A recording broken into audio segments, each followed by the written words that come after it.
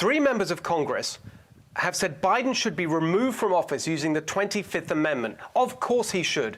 You only have to look at the stumbling, mumbling, bumbling performances we've had to endure the last few weeks to see that. He is clearly incapable of carrying out his duties properly.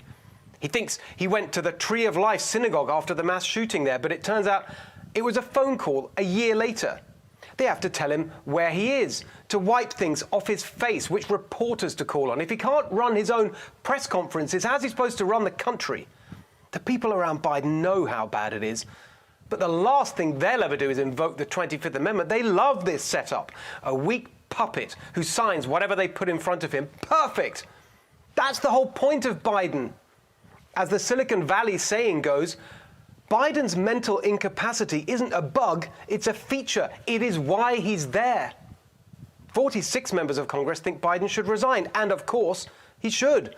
Anyone with the slightest decency or responsibility, if they'd done this much damage to the reputation and authority of the country, would have resigned by now. But we know Biden won't.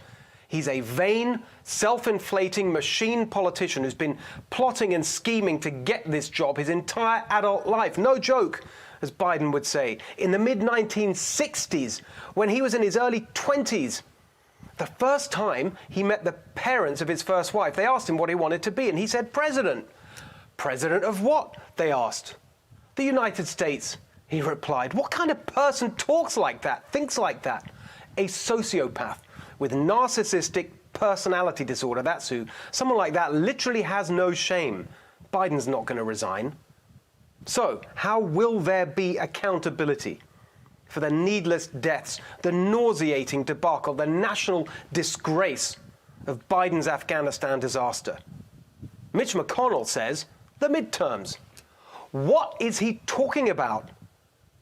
Biden's not on the ballot in the midterms. Yes, Biden's border crisis, his crime surge, his economic incompetence and disastrous handling of the pandemic, they'll all be part of the calculation voters make in 2022, but so will their views on their local candidate, issues in their district. Biden is responsible for the biggest foreign policy catastrophe in American history. And it wasn't just a mistake. It wasn't just a policy that went wrong. It was cold, calculated cruelty, deliberately entered into for political reasons against the advice of the people on the ground. You can't just throw it in the mix alongside rising inflation and healthcare costs.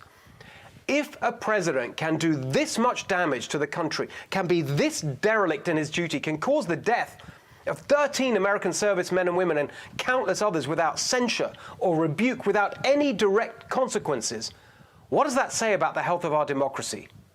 People say, oh, well, you can vote against him in 2024. As someone might put it, come on, man. Who thinks Biden will be in any fit state to run again? The idea that he just slinks out of the White House without any sanction, any accountability for what he's done is unconscionable and unacceptable. So, we're left with only one option. Biden's behavior demands it and the circumstances require it. Biden must be impeached. And 11 members of Congress have already reached that conclusion. We know the threshold, high crimes and misdemeanors. There is no question, none, that Biden's behavior rises to that level. Here's how. 13 members of the United States military, hundreds of civilians, Afghans and others, are now known to have died outside the gates of Kabul airport from an ISIS-K suicide bomber. All these deaths were preventable and would have been prevented if not for the specific actions of the president. He said his military advisors told him to abandon Bagram. That's not true. That our task was to protect the embassy in order for the embassy personnel to continue to function with their consular services and all that. If we were to keep both Bagram and the embassy going, that would be a significant number of military forces that would have exceeded what we had, or stayed the same, or exceeded what we had. So you had to collapse one or the other, and a decision was made. It was Biden's decisions that gave the generals no choice but to abandon Bagram. He said no one predicted the chaos. The intelligence community did not say back in June or July that, in fact, this was going to collapse like it did. That's not true. A State Department dissent memo from July, read by Secretary Blinken and communicated to Biden, is evidence that the president was warned of the Taliban taking over if the August 31st deadline was kept, but Biden insisted on keeping it anyway. We now know from that leaked phone call with exiled Afghan President Ashraf Ghani that he told Biden at the end of July how close things were to collapse. Biden ignored that too. And the single most damning piece of evidence, we now know that even after their rapid advance, the Taliban offered to allow the US to control all of Kabul, not just the airport. Biden keeps saying there was no alternative. That is simply not true. There was an alternative, and he rejected it. As a direct result of these decisions, countless Americans have been left stranded behind enemy lines. Biden promised not to leave until all Americans were out. If there's American citizens left, we're going to stay till we get them all out. That was August the 18th, and look where we are today. We're hopeful that in the coming days, the Qataris will be able to resume air service out of Kabul. And if they do, we're obviously going to look to see if Americans can be part of those flights. Yeah, we hope maybe some other country can get them out. We'll look to see, because you know what? We're moving on. We don't actually give a crap about the American citizens we swore an oath to protect. We don't give a crap about a direct and unequivocal promise the President of the United States made just days ago. All we care about is some demented PR scam to try and give Biden a sick, mission-accomplished moment on September the 11th. They keep saying they'll help get Americans out.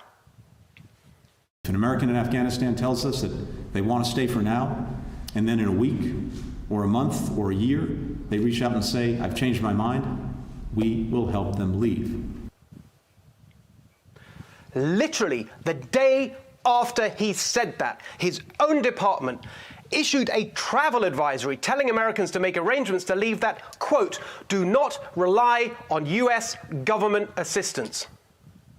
The President of the United States has knowingly, deliberately left hundreds, probably many more of his own citizens in the hands of a murderous band of terrorists. He talks about their assurances. The Taliban has made public commitments, broadcast on television and radio across Afghanistan, on safe passage for anyone wanting to leave, including those who worked alongside Americans. Public commitments, yells Biden. Here's what the Taliban's public commitments are worth. From the New York Times, quote, Human Rights Watch established that 44 people were taken from their homes and executed in July in the town of Spin Boldak. All 44 had received amnesty letters from the Taliban. The Taliban sent them letters of amnesty, and then they killed them. That's how Biden intends to protect the lives of the Americans he left behind. The most sacred promise of the US military is leave no one behind. Biden left hundreds, maybe thousands behind. If a commander in the military did this, they would face a court-martial. Compounding his crimes, far from ending the forever war, as Biden pathetically tries to claim, he's just restarted it. Just listen to this devastating assessment from Leon Panetta, who served with Biden as Defense Secretary and CIA Chief. I don't think there's any question that our national security is threatened by what has happened. There is no question that they will provide a safe haven for al-Qaeda and for ISIS and for other terrorists to be able to reorganize, strengthen themselves again, and potentially use Afghanistan as a base for attacking not just the United States, but other countries as well. Biden caused the death of 13 service members. He has deliberately left hundreds of known, identifiable Americans in the hands of the enemy. He has knowingly created a new safe haven for terrorists to attack America when an alternative that would have protected America and protected Americans was available but rejected. If all that isn't impeachable, I don't know what is. This must be a litmus test for Republicans. Biden promised competence, but instead brought chaos. He promised compassion, but gave us cruelty. He has betrayed our allies, broken his sacred trust, brought shame and humiliation on the presidency and this great country. But our contempt for this utterly discredited, despicable man is not enough. He must be held accountable. Biden must be impeached. Hey, Sean Hannity here. Hey, click here to subscribe to Fox News YouTube page and catch our hottest interviews and most compelling analysis. You will not get it anywhere else.